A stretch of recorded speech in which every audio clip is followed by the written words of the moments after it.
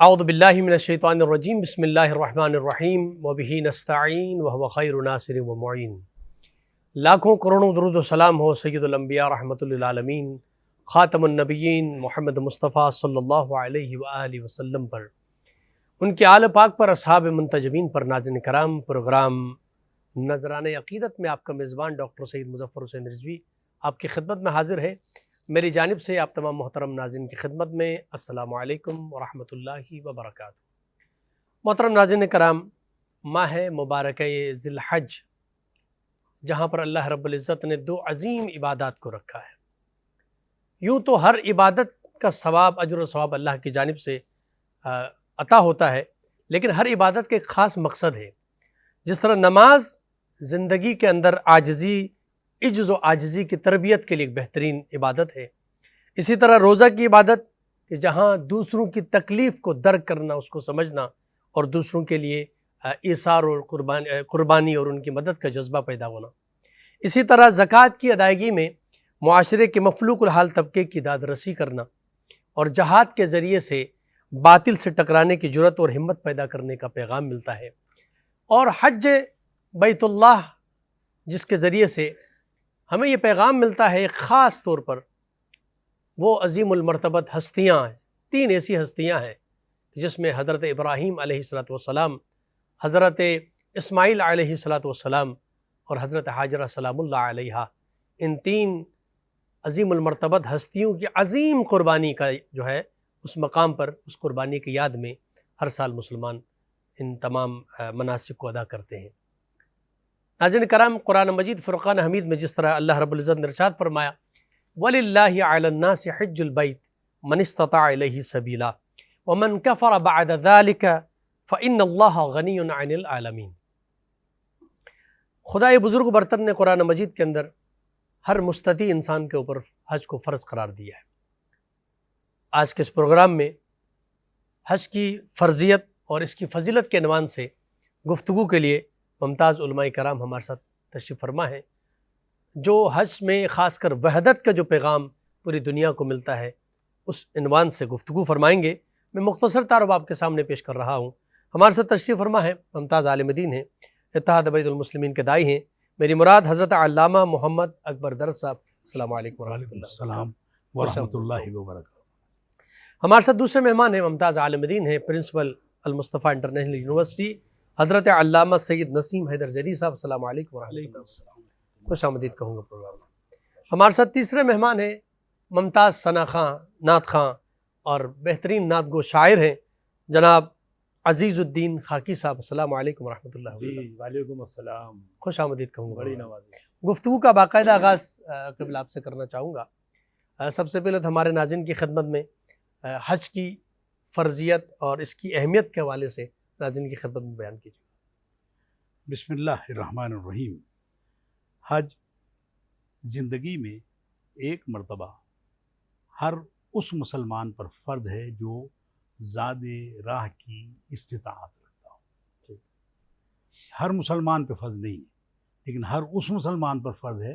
کہ جو زاد راہ کی استطاعت رکھتا ہو، اپنے بعد اپنے اہل و عیال کی کفالت کا اتنا انتظام اس کے پاس ہو کہ وہ اگر حج پر جائے تو اس کی غیر حاضری میں ان کو کوئی پریشانی لاحق نہ ہو۔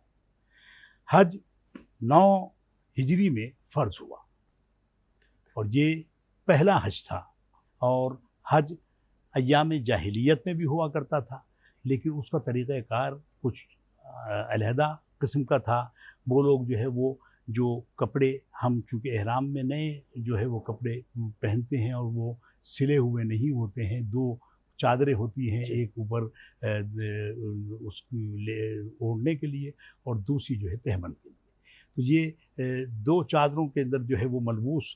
جاتے ہیں، لیکن وہ ہوتا ہے کپڑا بغیر سلا ہوا اور نیا کپڑا ہوتا ہے۔ اب اگر نیا نہیں بھی ہے، آپ نے حج یا عمرہ پہلے کیا ہوا ہے اور اس احرام کو آپ نے دھلوا کر وہی پہن لے تو اس میں بھی کوئی حرج کی بات نہیں ہے۔ اب حج کے لیے جب روانہ ہوتے ہیں تو اس صورت میں ان تمام حجاج کو یہ پابندی ہوتی ہے کہ احرام کے بعد وہ پھر احرام کی پابندیوں میں داخل ہو جاتے ہیں اور وہ پابندیاں پھر ان پر لاگو ہوتی چلی جاتی ہیں۔ اور حج جب ایام جاہلیت میں ہوتا تھا تو وہ لوگ عمومی طور پر وہ کہتے تھے کہ یہ کپڑے جو ہمارے ہیں یہ سب گناہ میں ملوث ہیں، اس لیے ہم اللہ کے دربار میں اگر جا رہے ہیں، ان کا تصور یہ تھا کہ ہم اگر یہ کپڑے پہنیں گے تو یہ کپڑے تو جو ہے وہ گناہوں میں بھی ہم پہنتے رہتے تھے، تو اس لیے اب حج کے لیے ہم جا رہے ہیں تو اس لیے لباس نہیں پہنیں گے، اور وہ برہنہ جو ہے وہ حج کیا کرتے تھے، خانہ کعبہ کا طواف کرنا وہ عین احترام سمجھتے تھے، جبکہ اسلامی تعلیمات برہنگی کو منع کرتی ہے، اس لیے جو ہے وہ اسلام نے جو ہے وہ پابندی عائد کی کہ ہم حج کے لیے جو ہے وہ نئے احرام کے ساتھ اور 2 چادروں کے ساتھ، بغیر سلی ہوئی چادروں کے ساتھ جو ہے وہ احرام باندھ کر حج کے لیے روانہ ہوں۔ 10 ہجری میں حضور نبی اکرم صلی اللہ تعالیٰ علیہ وسلم نے جو ہے وہ پہلا حج فرمایا ہے، اور یہی آپ کا آخری حج تھا جس کو حجۃ الوداع کہتے ہیں۔ اب یہ وہ حجۃ الوداع کہتے ہیں تو لوگوں کی سمجھ میں یہ بات آتی ہے کہ غالباً آپ نے اس سے پہلے بہت سارے حج جو ہے وہ فرمائے ہوں گے، لیکن فرضیت کے بعد پہلا حج آپ کا 10 ہجری میں تھا، اور وہ پہلا بھی تھا اور آپ کا آخری حج۔ بالکل صحیح فرمایا۔ قبلہ آپ کی خدمت میں سوال رکھنا چاہوں گا، تھوڑا سا پس منظر اگر بیان کریں حج کا، کہ حضرت ابراہیم علیہ السلام نے جو دیواریں بلند کی تھی، تو اس کا تھوڑا پس منظر اگر ناظرین کی خدمت پیش کریں۔ سب سے پہلے تو میں اپنے ناظرین کی خدمت میں سلام پیش کرتا ہوں انشاءاللہ عزیز۔ اور جہاں تک جو ہے وہ کعبے کا اور حج کا تعلق ہے، کعبے کی بنیاد جو ہے وہ حضرت آدم علیہ السلام نے اس کی بنیاد رکھی ابتدا میں، اور حضرت جبرائیل علیہ السلام خود تشریف لائے تھے اور مکمل طور سے ہدایات دی گئی خانہ کعبہ کی بنیاد رکھنے کی۔ حضرت حوا بھی آپ کے ساتھ ہی تھی، اور اس کعبے کو باقاعدہ طور پہ جو ہے وہ کیا گیا۔ پھر حضرت نوح علیہ السلام آئے، پھر وہ بھی کعبے سے ہی وابستہ رہے۔ اس کے بعد باقاعدہ طور پہ حضرت ابراہیم علیہ السلام کے دور میں جو ہے وہ حج کا سلسلہ باقاعدہ طور پہ جو ہے یہ جس طرح سے ہوتا رہا اور یہ چلتا رہا۔ حضرت ابراہیم علیہ السلام، جب حضرت ابراہیم علیہ السلام آئے تو انہوں نے اپنے بیٹے کے ساتھ مل کے، کیونکہ تاریخ کے حضرت نوح کے بعد بھی جو ہے یہ خانہ کعبہ جو تھا مختلف حالات اور نشیب و فاس کی وجہ سے جو ہے وہ خراب ہو گیا تھا، ٹھیک ہے، حتیٰ کہ اس کے آثار بھی جو ہے وہ مٹ گئے تھے۔ تو پھر حضرت ابراہیم علیہ السلام کو خصوصی طور پہ یہ حکم دیا گیا کہ کعبے کو باقاعدہ طور پہ اپنے جاہ و حشم کے ساتھ جو ہے وہ بلند کیا جائے انشاءاللہ اس کی دیواروں کو، اور باقاعدہ مناسک حج کے سلسلے کو جو ہے وہ شروع کیا جائے۔ یعنی اور اس میں یہ ہم کہہ سکتے ہیں کہ حضرت ابراہیم علیہ السلام نے دیواریں بلند کی ہیں، تعمیر نہیں، تعمیر یعنی اس کی بنیاد جو ہے وہ حضرت آدم علیہ السلام نے رکھی، اور حضرت حوا بھی ان کے ساتھ تھیں اور جبرائیل کی ہدایت تھی۔ جس طرح سے قرآن نے بھی اسی چیز کو نقل کیا ہے کہ حضرت ابراہیم اس وقت کو پیغمبر کو فرمایا کہ آپ اس وقت کو یاد کریں جب حضرت ابراہیم اور حضرت اسماعیل کعبے کی دیواروں کو بلند کر رہے تھے، ٹھیک، تو انہوں نے اس کو بلند کیا، اور پھر حضرت جبرائیل علیہ السلام باقاعدہ طور پہ آئے اور مناسک حج آپ کو جو ہے وہ تعلیم کیے۔ اچھا، پہلے پھر پیغمبر اسلام سے پہلے اور حضرت ابراہیم کے دور تک کو جو بیچ کا فاصلہ ہے،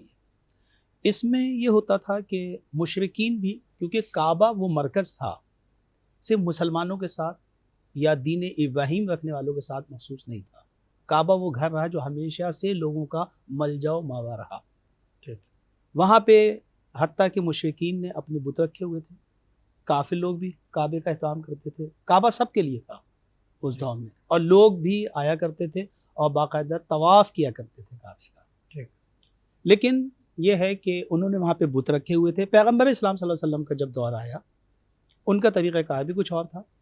ٹھیک ہے، کچھ مناسک بھی ان کے مختلف تھے۔ لیکن جب پیغمبر اسلام کا دور آیا تو، اور جیسے کہ ابھی قبلہ نے فرمایا کہ جب یہ حج 9 ہجری کے اندر، جو کہ مشہور ترین قول یہی ہے کہ 9 ہجری میں، جس پہ جو ابھی آپ نے جس آیت کی تلاوت کی ہے سورہ آل عمران کی 97 نمبر آیت ہے، یہ وجوب حج کے سلسلے میں ہے، اور مفسرین یہ کہتے ہیں کہ یہی وہ آیت ہے جو اس حکم کو لے کے آئی تھی، اور یہ آیت اس کا نزول جو ہے وہ 9 ہجری کو ہے، تو جس سے یہ پتہ چلتا ہے کہ حج کا جو حکم آیا ہے وہ 9 ہجری پہ، ٹھیک ہے۔ تو اس دور میں پیغمبر اسلام آئے، پھر اصلاحات بہت ساری کی، بتوں کو ہٹوایا گیا، جو پہلے دور تھا اس میں بت وہاں موجود تھے، یعنی حج ہوتا تھا، سارے لوگ مناسک انجام دیتے تھے، لیکن بتوں کی موجودگی میں، اور جیسا کہ ابھی قبلہ نے کہا ان کے لباس بھی مختلف تھے، حتیٰ کہ جو خواتین تھیں وہ بھی بالکل مختصر سا لباس پہنتی تھی. مرد تو بالکل ہی وہ ہوتے تھے، لیکن خواتین مختصر سا لباس پہن کے جو ہے وہ کیا کرتی تھی. اور بھی بہت سارے خرافات ان کے درمیان موجود تھے. پیغمبر نے ان سب خرافات کو ختم کیا اور مکمل حضرت جبرائیل علیہ السلام کی ہدایات کے مطابق جس طرح سے خداوند متعال نے آپ کو احکامات دیے اس کے مطابق جو ہے پھر آپ نے اس سلسلے کو جاری و ساری. ٹھیک ہے. میں گزارش کروں گا جناب عزیز الدین خاکی صاحب سے،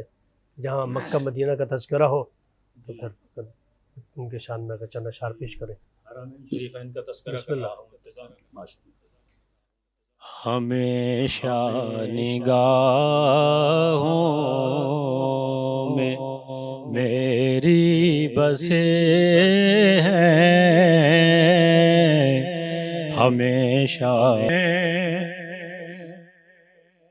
ادھر سنگ اسود ادھر ملتزم ہے، اور یہ ہے چاہے زمزم وہ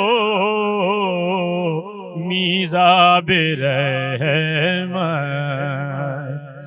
یہ ہے چاہے زمزم وہ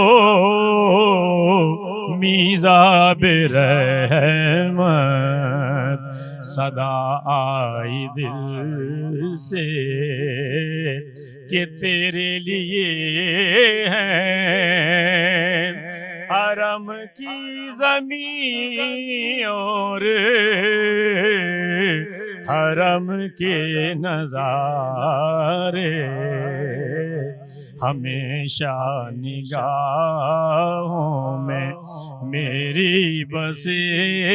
ہیں، حرم کی زمین اور حرم کے نظارے. ماشاءاللہ. اگر حج کا اعزاز بخشا خدا نے تو آنکھوں سے دیکھوں گا ایک روز خاکی میری روح تک میں سمائے ہوئے ہیں، حرم کی زمین اور حرم کے نظارے. ناظرین کرام، ایک بار پھر پروگرام نذرانہ عقیدت میں آپ کا خیر مقدم. گفتگو جاری ہے حج بیت اللہ میں جو سب سے بڑا پیغام ہے وحدت کا پیغام، کہ دنیا بھر سے مختلف زبان بولنے والے، مختلف خاندانوں کے لوگ اور مختلف طریقوں کے عقائد کے حساب سے بھی اگر دیکھا جائے تو مختلف مسالک کے لوگ جب جاتے ہیں حج بیت اللہ کی زیارت کے لیے تو وہاں ایک ہی لباس پہن کے ان کی زبان پر ایک ہی کلمہ ہوتا ہے کہ لبیک اللہم لبیک. تو یہ جو وحدت کا پیغام ہے اسی حوالے سے گفتگو جاری ہے. قبل آپ کی خدمت میں سوال رکھنا چاہوں گا. اس وقت جو حجاج کرام وہاں پہنچے ہیں تو ظاہر ابھی حج کے لیے تو وقت ہے، تو ایسے میں اس سے پہلے عمرہ بجا لاتے ہیں، تو یہ عمرہ اور حج میں فرق ہمارے ناظرین کی خدمت میں بیان کیجیے گا کہ عمرہ اور فرق میں اس میں مناسک میں کیا فرق ہے؟ دیکھیں، حج کی 3 اقسام ہیں. ایک قسم ہے حج افراد، وہ صرف حج ہوتا ہے، یعنی احرام حج کے لیے باندھا جاتا ہے، ٹھیک، اس میں عمرہ ادا نہیں ہوتا. دوسرا حج قران کہلاتا ہے، اس میں حج اور عمرہ دونوں ساتھ ہوتے ہیں لیکن ایک ہی احرام کے ساتھ. اور حج کے جو عمرے کے لیے احرام باندھا وہی حج تک جو ہے وہ پھر کنٹینیو رہے گا اور سر مڑا کر احرام کی پابندیوں سے نکلا نہیں جائے گا. ٹھیک، یہ حج قران کہلاتا ہے. اور سب سے زیادہ افضل حج اسی کو مانا گیا ہے، حج قران کو. اور تیسرا ہے حج تمتع. تمتع کہتے ہیں فائدہ اٹھانے کو. صحیح، کہ اب یہاں سے ہمارے یہاں سے حجاج کی جو روانگی ہے وہ کافی پہلے ہو چکی ہے، اب ابھی شروع نہیں ہوا ہے یہ ذی الحج اور ذی قعدہ ہی میں جو ہے وہ لوگ، بلکہ اس شوال کے آخر میں جو ہے پوری دنیا سے لوگ جو ہے وہ وہاں آنا شروع ہو جاتے ہیں، تو اتنی لمبی پابندی احرام کی رکھی نہیں جا سکتی۔ تو اس لحاظ سے یہ حج تمتع کے فائدہ اٹھانا کہ آپ عمرے کا احرام باندھ کر چلے گئے، وہاں جا کر عمرہ ادا کیا، اس کے بعد سر مڑا کر اور یا بال ترشوا کر آپ حج کی احرام کی پابندیوں سے جو ہے آزاد ہو گئے۔ تو یہ فائدہ اٹھایا آپ نے کہ اب درمیان کا وقت جو ہے وہ اب احرام کی جتنی بھی پابندیاں ہیں وہ ساری کی ساری اٹھ گئی آپ سے، تو اس میں جو ہے وہ تمام وہ اعمال انجام دیے جا سکتے ہیں جو احرام کی صورت میں نہیں، تو ان کو منع کیا گیا۔ تفصیل عمومی طور پر جو ہے وہ ناظرین کو جو ہے وہ انہوں نے پڑھی بھی ہوگی، سنی بھی ہوگی، تو اس لیے اس تفصیل میں جانے کا وقت مناسب نہیں ہے۔ تو اس کے بعد جب 8 ذی الحج کو پھر حج کا احرام باندھا جاتا ہے۔ اب حج کا احرام باندھنے کے لیے لوگ یہ سمجھتے ہیں کہ صاحب خانہ کعبہ میں جانا ضروری ہے، وہاں سے ہم حج کا احرام باندھیں گے، افضل ہے باندھ دیں وہاں سے، لیکن بہتر یہ ہے کہ حج کا احرام جو ہے وہ جہاں سے آپ کی رہائش ہے، بعض اوقات دور ہوتی، وہیں سے آپ نے احرام حج کا باندھا۔ 8 ذی الحج کو 8، 9، 10 3 دن جو ہے یہ تو بالکل پابندی کے ہیں احرام کی،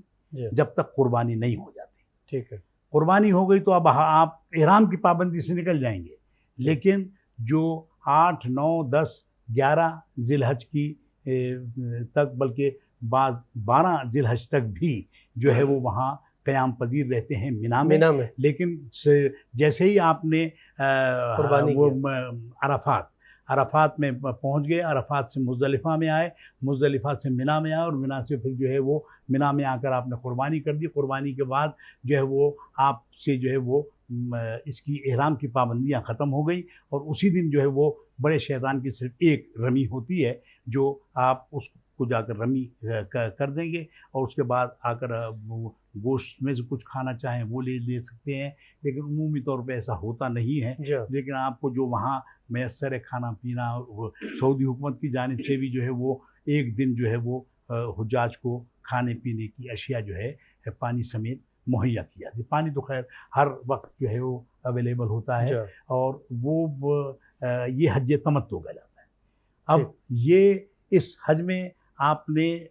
عمرہ بھی کر لیا، حج بھی کر لیا، فائدہ بھی اٹھا لیا، اور درمیان کے وقت میں آپ کو جو ہے ایک احرام کی پابندیوں کی آسانی بھی ملی۔ ٹھیک ہے، اور اب یہ جو ہے یہاں یہ 3 قسم کے حج ہو گئے، اور اس میں حج تمتع جو ہے ہمارے یہاں سے عمومی طور پر جو حجاج جاتے ہیں وہ حج تمتع ہی کرتے ہیں تاکہ ایک فائدہ حاصل کر دیں۔ اور اب وہاں جانے کے بعد جو ہے وہ جو وحدت کا سبق ہم کو ملتا ہے وہ یہ ہے کہ ایک ہی لباس ہے، ایک ہی کلمات سب کی زبانوں پر ہے، چاہے وہ کسی بھی مکتبہ فکر سے تعلق رکھتا ہو، وہ کہتا اللہم لبیک لبیک لا شریک لک لک لبیک ان الحمد والنعمت لک والملک لا شریک لک۔ یہ اللہ تعالیٰ کی وحدانیت کا ذکر جو ہے وہ سب کے سب کرتے ہیں، اور وہ وحدانیت کا ذکر اس موقع پر کروایا ہی یوں گیا ہے کہ پوری امت مسلمہ کو جو ہے آپ جو ہے وہ ایک امت مانیں۔ اور اس حضور نے یہ بھی ارشاد فرمایا کہ جو خانہ کعبہ کو اپنا قبلہ سمجھتا ہے اور اللہ تبارک و تعالیٰ کو اپنا رب سمجھتا ہے اور میری رسالت کا اقرار کرتا ہے، اس پر آپ تکفیر کا فتویٰ نہیں لگا سکتے۔ ٹھیک ہے، ٹھیک ہے، جزاک اللہ، بہت بہترین بات فرمائی آپ نے۔ میں قبلہ اسی پہ میں چاہوں گا کہ آپ مزید گفتگو فرمائیں کہ اتنا بڑا پیغام جس طرح قبلہ نے فرمایا کہ وحدت کا پیغام وہاں ملتا ہے، اور تمام مسلمان ایک ہی لباس میں ایک ہی کلمہ ادا کرتے ہوئے اس عبادت میں موجود ہوتے ہیں، اتنا بڑا پیغام آنے کے بعد پھر مسلمانوں کے اندر اگر اس طرح کی تفرقہ بازی ہے تو یہ پیغام کا کوئی فائدہ نہیں لیتے ہیں، کیا وجہ ہے اس کی؟ جی ہاں، بالکل ایسے ہی ہے کہ اسلام کا جو بھی حکم ہے، اسلام کی جو بھی عبادات ہیں،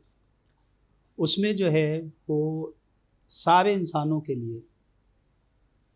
انفرادی بھی اس میں ان کے لیے درس ہے کہ وہ اپنی زندگی کو سنواریں، اپنی زندگی کو سدھاریں، پاکیزہ زندگی گزاریں۔ جیسے کہ خود نماز ہمارے لیے بھی ایسے ہی ہے کہ خداوند متعال نے فرمایا ہے کہ ان الصلاۃ تنہی عن الفحشاء والمنکر، کہ نماز جو ہے وہ برائیوں سے روکتی ہے اور منکرات سے منع کرتی ہے، بے حیائی سے بچاتی ہے۔ لیکن اس کی وجہ یہ ہوتی ہے کہ جب ہم کوئی بھی عبادت کو جب اس کی روح کے ساتھ ادا نہ کریں اور اس خلوص اور اس توجہ کے ساتھ ادا نہ کریں، ٹھیک، تو پھر اس کے وہ اثرات جو ہماری حیات پر، ہماری زندگی پر، ہمارے معاشرے پر رونما ہونے ہوتے ہیں، وہ ہم ان معنوی اثرات سے بہرومند نہیں ہو پاتے۔ بالکل اسی طرح سے جیسے نماز، آپ نے دیکھا ہے نماز بے حیائی سے بچاتی ہے، تو مسجدیں تو ہماری بھری ہوئی ہیں ماشاء اللہ سے، نمازی بھی زیادہ تر لوگ ہیں، یعنی آج وہ معاشرہ نہیں ہے کہ آپ لوگوں سے یہ پوچھیں کہ آپ نماز پڑھتے ہیں یا نہیں پڑھتے، تو آپ کو 80% کم از کم لوگ جو ہیں وہ یہ کہیں گے، اگر 100% نہ بھی کہیں۔ ماشاءاللہ ترقی ہوئی ہے کافی، علماء نے کام کیا ہے، سب نے کام کیا ہے، تبلیغ ہوئی ہے، لیکن جب ہم ان چیزوں کو توجہ کے ساتھ ادا نہ کریں تو پھر وہ اثرات۔ حج جو اتنا قیمتی سرمایہ ہے اسلام کو، اور اتنی بڑی عبادت ہے اللہ تعالیٰ نے، کہ جو آپ یہ سمجھیں کہ مظہر ہے اسلام کی قدرت کا، اس کی عزت کا، اس کے شرف کا، بے شک یہ ساری چیزیں اس کے اندر موجود ہیں۔ لیکن اگر ہم اسے محض ایک روایت کے طور پہ اور صرف محض اس وجہ سے کہ ایک فرض سمجھ کر اسے ادا کریں اور اس کے اثرات پہ، اس کے اہداف پہ ہماری نظر نہ ہو،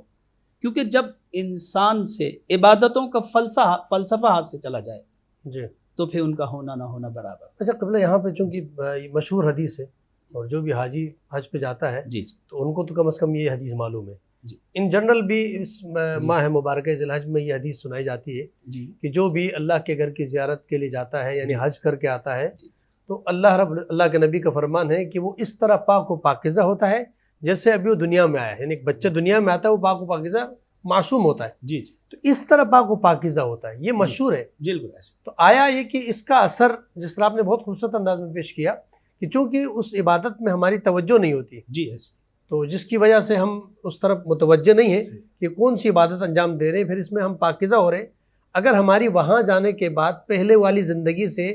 یہ والی زندگی، اس کے بعد کی زندگی اگر تبدیل نہ ہو تو پھر میرے خیال سے اس حج کا کیا کوئی حق ادا ہوا؟ نہیں، میں وہی جو ابھی ہم بات کر رہے تھے کہ ہر عبادت کے ساتھ یہی ہے، جی حتیٰ کہ قرآن بہار ہے قلوب کی، بے شک، قرأت قرآن جو ہے اگر کوئی انسان قرأت کرے تو یہ انسان کے زنگ کو مٹا دیتی ہے تلاوت، بے شک، اور بہار اس کے قلوب میں آ جاتی ہے قرآن کی تلاوت۔ لیکن یہ کب ہے کہ جب آپ قرآن کی طرف توجہ اور اس کی آیات پہ عمل کر رہے ہوں، اس کے مطابق اس کے اہداف کو پورا کر رہے ہوں، پھر آپ قرآن کی تلاوت کریں تو پھر یہ قرآن جو ہے وہ آپ کے اوپر اثر انداز ہوگا، آپ کے قلوب سے اس زنگ کو دھو دے گا۔ حج ہو یا کوئی اور عبادت ہو، حتیٰ کہ معصوم کی روایتیں ہیں، پیغمبر سے بہت روایتیں ہیں، جیسا کہ ابھی آپ نے کہا کہ اگر کوئی شخص حج کر کے آتا ہے تو اس پہ سے میل اس طرح سے دور ہو جاتا ہے کہ جس طرح سے دھات سونا چاندی کے اوپر جو زنگ لگا ہوا ہوتا ہے یا جو میل کچیل ہے، جب اسے بھٹی میں ڈالتے ہیں تو وہ شفاف ہو جاتا ہے، چمکتا ہے۔ بالکل اسی طرح سے ایک مومن جب کعبے کی طرف جاتا ہے اور وہ وہاں سے پلٹتا ہے تو کعبے کا کام یہ ہی ہے، ٹھیک، اور اس عبادت کا جو اصلی وہ ہے اثر وہ یہی ہے انسان کی زندگی کے اوپر۔ ٹھیک، لیکن دیکھنا یہ ہے کہ آیا میرے اندر بھی صلاحیت ہے یا نہیں ہے۔ بے شک، اگر میرے اندر صلاحیت نہیں ہے تو پھر یہ کام نہیں ہو سکتا،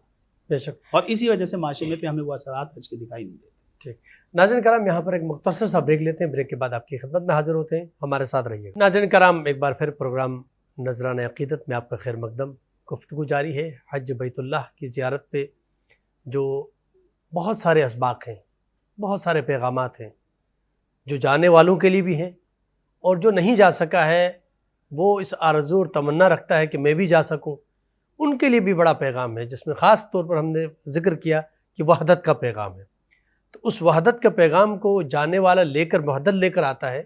تو یہاں اس کا اثر ہمیں نظر آنا چاہے اور امت کے اندر وحدت نظر آنی چاہیے۔ اور اگر نہیں ہے ایسا تو قبلہ نے جیسے بیان فرمایا کہ ہم اس عبادت کی طرف متوجہ نہیں ہیں، اور جب جس طرح قرآن کا بھی ذکر ہے افلا یتدبرون القرآن، کہ آپ تدبر غور و فکر کیوں نہیں کرتے ہو؟ کیا آپ کے دلوں میں تالا لگا ہوا ہے؟ تو جب تک توجہ نہیں ہوگی تو یہ جو کچھ بھی احادیث اور جو قرآنی آیات ہیں وہ فقط سنائی جا سکتی ہیں، وہ پڑھی جا سکتی ہیں، لیکن اس کے اثرات تب ہوں گے جب ہم اس طرف متوجہ ہو جائیں گے۔ اچھا قبلہ آپ کی طرف آؤں گا، چونکہ یہاں حج میں ایک بڑی عبادت جو ہے قربانی بھی ہے۔ صحیح۔ اگر کوئی گھر کے چند افراد اگر وہاں پہ جاتے ہیں، اور چونکہ یہاں ہم قربانی کرتے ہیں تو گھر میں اجتماعی طور پہ گھر کی طرف سے ایک جانور آتا ہے اور وہ سب کی طرف سے قربان کیا جاتا ہے۔ اچھا وہاں پر بھی ایسا ہے کہ حج پہ اگر گھر کے 10 افراد گئے ہیں یا 5 افراد گئے ہیں تو کیا ہر ایک الگ قربانی کرے گا یا پھر سب کی طرف سے ایک قربانی ہوگی؟ یہ بڑا اچھی اہمیت کا سوال ہے کہ قربانی دیکھیں حج کے ساتھ ساتھ اس کو جو ہے وہ منسلک رکھا گیا ہے۔ اگر وہ اپنا فرض حج ادا کر رہے ہیں، فرض حج، اور وہ خاندان کے وہ 5 افراد یا 4 افراد یا جتنے بھی ہیں جی، اور ان سب وہ ہیں عاقل بالغ، نابالغ نہیں، عاقل بالغ ہیں، تو ان سب کی طرف سے قربانی ہوگی، ہر ایک کی علیحدہ علیحدہ اپنی۔ جنہوں نے پہلے حج کیا ہوا ہے اور قربانی کریں وہ افضل ہے کہ قربانی کریں، اور حج فرض کی نہیں، لیکن فرض ان پر پہلے حج پر تھی، لیکن اس کے بعد دوسری جو ایسا کہ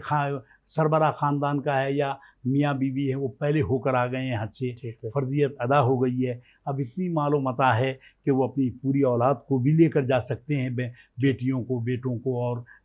دیگر جو اعزاء ہیں ان کے جو قرابت دار ہیں۔ تو اب اگر ان میں سے سب عاقل بالغ ہے تو ہر ایک پر قربانی فرض ہے، اور حج کی قربانی قرآن کریم نے کہا کہ صرف اس شخص پر جو ہے ساقط ہو جاتی ہے کہ جو استطاعت نہیں رکھتا قربانی کی۔ ٹھیک، حج کر رہا ہے، فرض نہیں ہے حج اس پر، لیکن وہ کسی طریقے سے کہ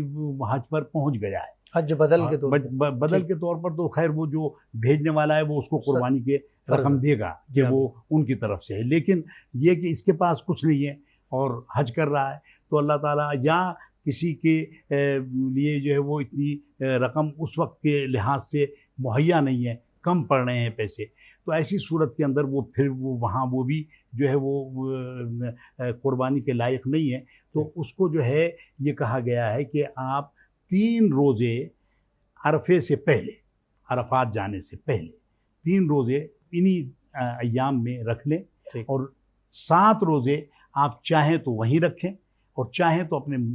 جہاں آپ کی رہائش ہے، جہاں آپ کا ملک ہے، وہاں آنے کے بعد وہ 7 روزے جو ہے مکمل کریں۔ تل کا عشرۃ کاملہ، قرآن کریم نے کہا یہ 10 روزے جو ہیں یہ تو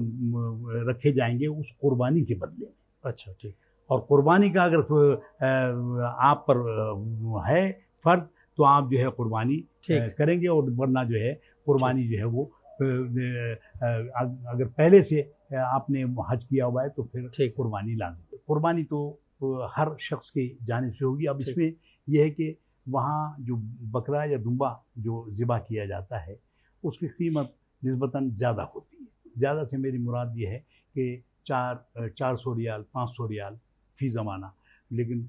ہو سکتا ہے اس سے بھی کچھ زائد ہی ہوں، کیونکہ میں نے 89 میں جب پہلا حج کیا تھا تو اس وقت جو ہے وہ 300 ریال تھی، لیکن وہاں قیمتیں بہت زیادہ زیادتی کے ساتھ بڑھتی نہیں ہیں، تو ہو سکتا ہے کہ 600-700 ریال کا وہ ہو، لیکن اونٹ آپ کو سستا مل جاتا ہے۔ اونٹ میں 7 حصے ہوتے ہیں، اگر ایک خاندان کے لوگ گئے ہوئے ہیں تو اگر وہ فرداً فرض کر لیجئے بکرے کی قربانی کر رہے ہیں تو اس میں ان کو جو ہے اگر ہم 600 ریال بھی فرض کر لیں تو 4200 ریال ان کو چاہیے، ٹھیک ہے، یعنی 4200 ریال، اور اونٹ ان کو نسبتاً اس کی آدھی قیمت میں مل جائے گا، تو سب کی طرف سے قربانی بھی ہو گئی اور 7 حصے دار بھی ہو گئے، اور حج کی قربانی چونکہ لازم ہے، اب جو پہلے بھی حج کیا ہوا ہے وہ بھی قربانی کرے تو افضل ہے، لیکن اگر اس پر جو ہے کہ وہ لاگو اس پر ہوگی کہ جو پہلا حج کر رہا ہے، فرض حج کر رہا ہے اور حج پہ فرض ہو گیا ہے، بالغ نابالغ پر جو ہے وہ چونکہ فرضیت کا وہ جو ہے اطلاق نہیں ہوگا، اس لیے جو ہے اس کی جانب سے کی جائے تو حرج نہیں ہے۔ اچھا، یہ جو ہمارے خاص کر حکمران طبقہ ہے، جب وہ حج کا سیزن آتا ہے تو 100 200 افراد جو ہیں وہ حکومتی خزانے سے پیسے لے کے جاتے ہیں، کیا شرعی اعتبار سے ان کا حج ادا ہوتا ہے؟ یہ یقیناً دیکھیں، یہ بہت بڑی اہمیت کی بات ہے کہ ایک بڑا قافلہ ہوتا ہے، ہر شخص جو ہے وہ وزراء میں سے جو خود صاحب حیثیت ہیں، ان کو کسی چیز کی ضرورت نہیں ہے، لیکن وہ یہ ہوتے ہیں کہ حج وقت میں یا جو ہے وہ حکومت کے خرچے پر جو ہے وہ 100 200 نہ بھی سمجھیں آپ، 50 سمجھ لیجئے کہ وہ جو افراد جا رہے ہیں اور حج کے اس میں انتظامی لحاظ سے اگر کوئی جا رہا ہے، فرض کر لیجیے سیکرٹری مذہبی امور ہے اور اس کو جو ہے وہ وہاں ان تمام امور کا اور اس کا جو ہے وہ مانیٹرنگ بھی کرنی ہے، جائزہ لینا ہے، تو وہ تو ایک انتظامی معاملے میں آ جائے گا۔ لیکن اگر اس کے علاوہ لوگ جو ہے وہ جا رہے ہیں تو یہ سراسر جو ہے گناہ کا اور حرام کام ہے۔ کیوں حرام ہے؟ کہ یہ حج ان کا نہیں ادا ہوگا، کیونکہ یہ کام ایسا ہے کہ انہوں نے بیت المال کو نقصان پہنچایا۔ ٹھیک۔ اور حضرت علی جتنے سخت تھے بیت المال میں، اس کا تذکرہ ہم نے ان کی شہادت اور ان کی جو ہے ولادت کے موقع پر اکثر اوقات کیا بھی ہے اور سنا بھی ہے کہ آپ جو ہے وہ حضرت عقیل آپ کے بڑے بھائی تھے، انتہائی مفلوق الحال اور انتہائی عیالدار، اور ان کو جو ہے آپ نے بیت المال سے 1 روپیہ جو ہے ناجائز طریقے سے دینے سے منع فرما دیا، بلکہ جلتی ہوئی سلاخ لے کر ان کے قریب آئے تو وہ ڈر کر پیچھے ہٹ گئے کہ یہ وہ ہاتھ پر جلا نہ دیں، تو آپ نے فرمایا تم یہ دنیا کی آگ سے ڈر رہے ہو اور مجھے جہنم کی آگ میں جھونکنا چاہتے ہو۔ اللہ اکبر۔ تو یہ اور حضرت ابوبکر صدیق ایک مرتبہ بہت طبیعت چاہتی تھی کہ کوئی میٹھا کھائیں، تو ان کی زوجہ نے جو روزینہ ملتا تھا اس میں سے کچھ پیسے جوڑ کر انہوں نے کوئی ایک حلوہ سا تیار کر دیا۔ آپ نے پوچھا یہ کہاں سے آیا؟ کہا کہ صاحب یہ جو ہے وہ مجھے آپ کی طبیعت مجھے معلوم ہے کہ یہ میٹھا کھانے کو چاہتی ہے، ہمارے پاس اتنی گنجائش نہیں ہے کہ جو ہم کو بیت المال سے وظیفہ ملتا ہے، تو میں نے تھوڑا کر کے اس سے بنایا۔ آپ نے فرمایا اس کا مطلب یہ رقم ہمارے لیے زائد ہے، اتنی کم کر دی رقم اس نے۔ ٹھیک، مطلب آپ یہ بیت المال کا مال ہے تو یہ مسلمانوں کی امانت ہے، اور اس امانت میں خیانت کا ذمہ دار وہ وہاں کا جو ذمہ دار ہوگا، جو سربراہ ہوگا وہ بھی ہے، اور جتنے جانے والے ہیں وہ بھی سب کے سب اس کے ذمہ دار۔ قبلہ آپ کی خدمت میں اس کے اندر جو ایک بار پھر میں چاہوں گا کہ وہ پیغام مزید کس طرح اس کو وحدت کے حوالے سے اور کیا بہتری آ سکتی ہے، مشورہ تو دے سکتے ہیں جی اس میں مزید کیا بہتری آ سکتی ہے؟ دیکھیں، حج کے لیے جیسے کہ ہم نے کہا تھا کہ یہ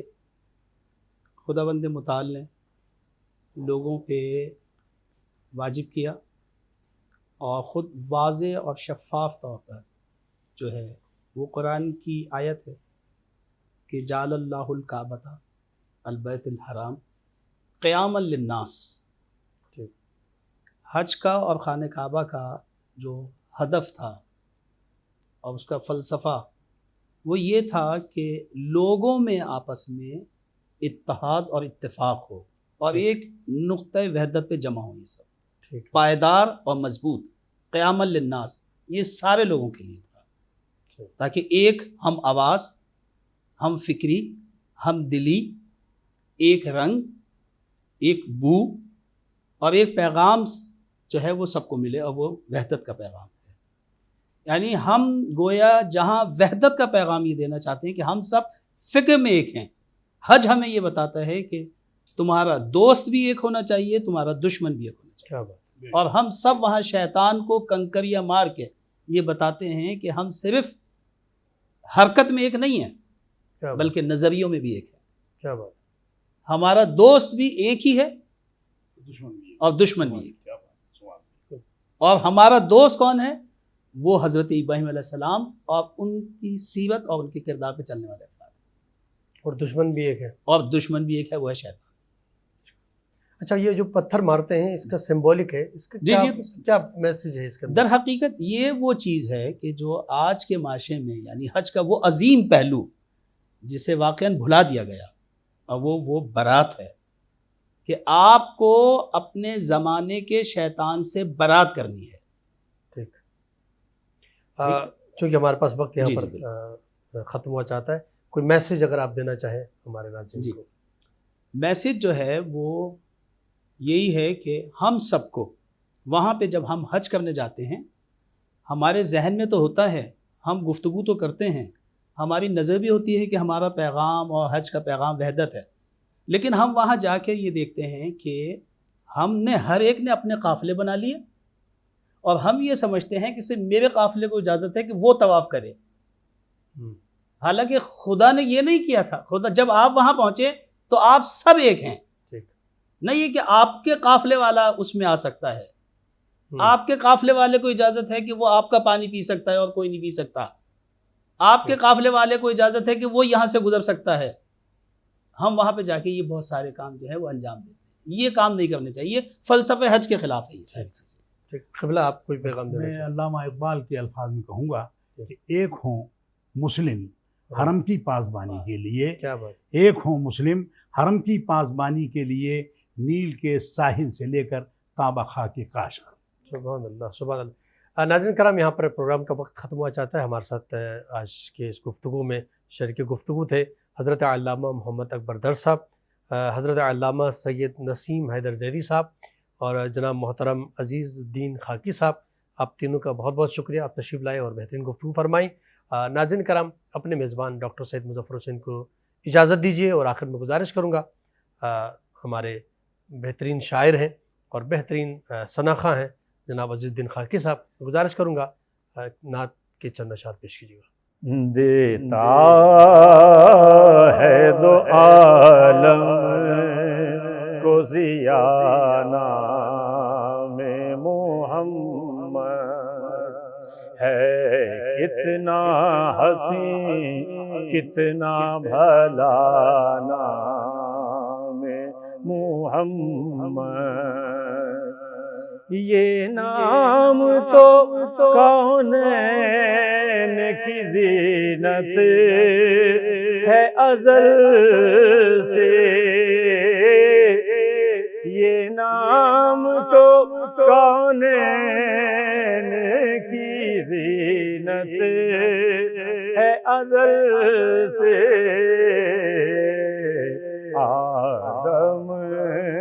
کی زبان پر بھی سجانا میں محمد، آدم کی زبان پر بھی سجانا میں محمد. یہ عظمت و توقیر ہے اس نام مبین کی، یہ عظمت و توقیر ہے اس نام مبین کی. القاب سے لیتا ہے خدا نام محمد، القاب سے لیتا ہے خدا نام محمد. ہے کتنا حسین کتنا بھلا نام محمد. دیتا ہے دو عالم کو ضیاء نام محمد.